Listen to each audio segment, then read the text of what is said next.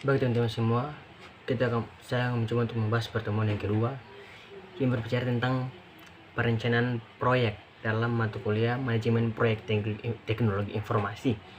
Tapi sebelum itu, saya akan perkenalkan nama saya Sopater Timmermans dengan NPM 1219 5201 20 0076 dari kelas B, Fakultas Ilmu Komputer, Program Studi Informatika, Universitas Kristen Indonesia Maluku. Yang pertama yang kita masuk dalam perencanaan proyek. Perencanaan proyek itu terbagi dalam beberapa tahap ya. Yang pertama itu pengertian perencanaan proyek. Pengertian perencanaan proyek adalah suatu proses mempersiapkan usaha atau kegiatan yang akan dilakukan secara sistematis dan logis untuk mencapai suatu tujuan yang sebelumnya telah ditentukan oleh pimpinan. Yang kedua itu sistematis. Nah, sistematis ini dalam artian adalah teratur dan logis, dalam arti masuk akal sehingga bisa dipertanggungjawabkan. Selanjutnya itu tujuan. Tujuan di sini itu adalah yang dimaksud adalah sudah tentu di dalam arti bukan tujuan atau individu, dalam hal ini perorangan, melainkan merupakan tujuan kolektif atau kerja bersama-sama. Misalkan dalam suatu kelompok. Nah, contoh nih, misalkan ada pabrik sepatu yang ingin merencanakan produk sepatu yang diperkirakan bisa laku di pasaran sekarang. Nah, untuk membuat pabrik sepatu itu pasti ada perencanaan yang harus dilakukan. Nah, dalam perencanaan ini ada beberapa tahap yang harus dilakukan. Yang pertama nih, mengumpulkan informasi dan data yang diperlukan. Jika dia ingin membuat pabrik, maka itu dia harus mengumpulkan informasi apa saja, sepatu apa saja yang laku untuk di pasaran sekarang. Terus yang kedua, mengumpulkan pemikiran-pemikiran materi yang direncanakan.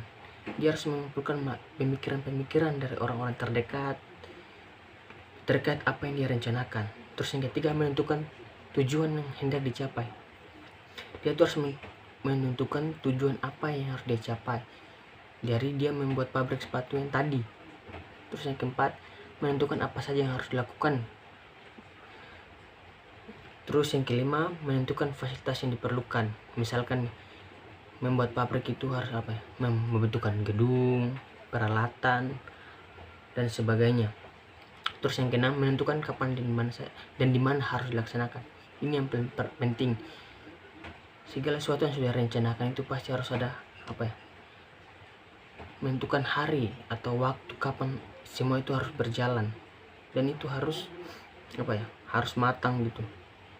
Yang ketujuh, menentukan oleh siapa dan berapa lama harus dilaksanakan.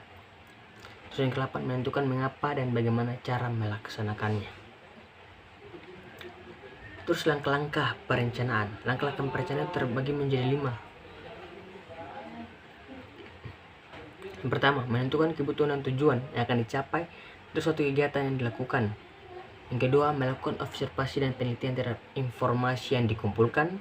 Yang ketiga, identifikasi kondisi lingkungan yang berkaitan dengan pekerjaan, baik kondisi finansial maupun sumber daya manusia, serta faktor yang dapat mempengaruhi dari sebagian kondisi yang ada.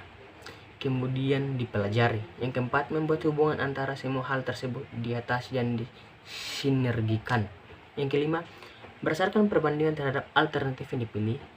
Selanjutnya dilakukan penilaian apakah sudah sesuai dengan tujuan yang diinginkan. Kalau memang sudah sesuai, maka langkah berikutnya adalah melaksanakan perencanaan. Nah, dalam tahap perencanaan itu kita menggunakan yang bisa dibilang dengan 5W tambah 1H. Jadi yang pertama itu W1 itu what, misalkan apa. Terus W2 when, itu misalkan kapan dan di mana itu bisa terjadi, apa kegiatan itu bisa jalan. Yang ketiga itu where, di mana kegiatan itu atau pabrik itu mau dirancangkan. Yang keempat, why, mengapa pabrik itu dirancangkan, apakah ada kebutuhan yang mendesak atau gimana. Terus yang kelima, itu siapa yang hendak bekerja sama atau siapa yang ingin merancangkan pabrik itu. Terus yang keenam itu how, itu bagaimana cara kita merancangkan pabrik itu. Kita mulai dari mana, itu tergantung siapa yang ingin merancangkannya. Terus yang selanjutnya, keuntungan dari perencanaan. Keuntungan dari perencanaan itu, yang pertama, perusahaan terhindar dari sikap tergesa-gesa dan pengambilan keputusan secara emosional. Yang kedua, mendorong adanya komunikasi antara individu dan berbagai lini agar bisa bekerjasama dalam mengejar target sesuai dengan waktu yang ditentukan. Ketiga, mencerminkan sikap ekonomis karena dalam menentukan target serta biaya yang dikeluarkan akan disesuaikan dengan sikap hemat baik dari sisi biaya maupun sumber daya manusia. Keempat, membentuk perusahaan agar lebih siap menghadapi berbagai perubahan. Yang kelima, menjauhi berbagai masalah yang mungkin terjadi pada masa mendatang. Dan keenam, menentukan tujuan secara realistis sesuai dengan berbagai perubahan yang mungkin saja akan terjadi. Sekian dan terima kasih.